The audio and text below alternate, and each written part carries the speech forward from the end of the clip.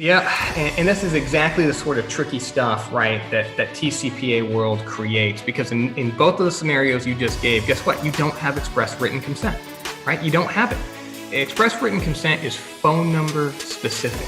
It does not attach to a human being.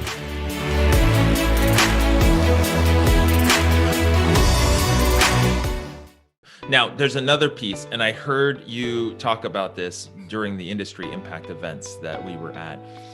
And I heard somebody else mention this as well. And you slipped it right in there in the part where you're talking about where you speak to somebody and they say, hey, I'm busy, I'm driving, can you call me back? Or another scenario I heard that scared the crap out of me when I heard this, which is you have express written consent for this phone number, for this person. You talk to them. They say, hey, by the way, I have a bad connection. Here's a different number. Can you call me back at this number? And then that is actually really bad and opening you up, right? Yeah, and this is exactly the sort of tricky stuff, right, that TCPA world creates, because in both of the scenarios you just gave, guess what? You don't have express written consent, right? You don't have it. Express written consent is phone number specific. It does not attach to a human being. So if a human being gives you a different number, you don't have express written consent to call that number. Isn't that crazy? And if the person calls inbound and you talk to them, they're like, hey, I can't complete the sale right now, call me back. You don't have express written consent to call them back. So what many of my clients have done, and I think what a lot of call centers frankly struggle with, is how do we operationalize a situation where we can get that express written consent? Obviously, you can understand in both of those scenarios, you can call that phone number back. You just have to do it manually, right? You have to make sure you're using your finger or you're using one of these safe systems. That's it. Okay, those are the only two ways you can call that number back until you get express written consent.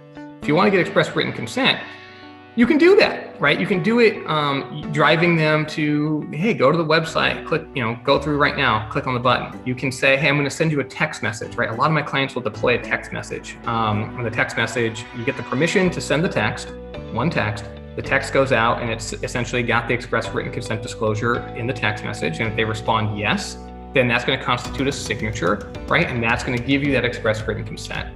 And the other thing you can do is try to cabin and determine early in the phone call what information the consumer wants so that you can justify calling them back at the phone number to provide information, not sales, right? So as an example, they call in like, hey, how can we help you today? Oh, I'm interested in a mortgage. Great, what kind of a mortgage? I was interested in a 30-year fixed mortgage. Great, are you interested in terms or are you moving forward? Well, probably just terms. Great, you start continuing on and you say, hey, if we get disconnected, can we call you back to discuss exactly what it is that you're looking for?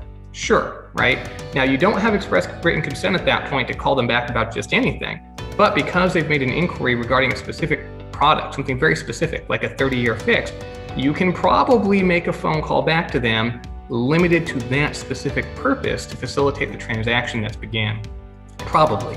Now here's where I will say, get legal advice there, right? Because that's kind of a tweener. You got to be real cautious and be very, very, very specific with your scripting in order for that to work. But it can work. So there's ways to kind of get over this hurdle, but just understand you cannot just take a phone number from an inbound lead and throw it on your dialer and think you're safe. No, like you will get yourself killed, and people, frankly, often do get themselves in trouble doing that. And again, I am just going to reiterate it because when I heard that, and I was just thinking of all the centers I've worked in, inbound sales, inbound customer service, whatever that looks like, where that person, and what you're referring to where this is most likely going to get people in trouble is the professional litigators who are trying to catch companies and then go after them and set up these traps for them. But if you're listening to this and you have a call center of any type and you're taking inbound calls, and then you can see this pattern, make sure your agents have a process and you have something in place, because it won't take many of these for it to really suck for you. Yeah, and these, these manufactured lawsuit plaintiffs, sorry, I don't mean to cut you off, but these guys, they're still out there, they're still hunting. It's gross. I had the old Stoops case against Wells Fargo. That was my case. I thought I shut it down. I thought I ended manufactured lawsuit scams forever. In the Stoops case, where I got the court to throw her out of court and find that you have no standing if you're trying to create a TCPA lawsuit. It was the first ruling in the country that made that finding. I was so proud of myself. And I really thought it was done. Like, this is it. Like, if Eric Troutman did one good thing in this life, he ended scam TCPA lawsuits. But no, they just keep right on coming because the defense lawyers, frankly, haven't done a good job of using my case to their advantage. And as a result, the cottage industry of suing people and setting up these lawsuits is more powerful and bigger than it's ever been before. So you just have to be careful.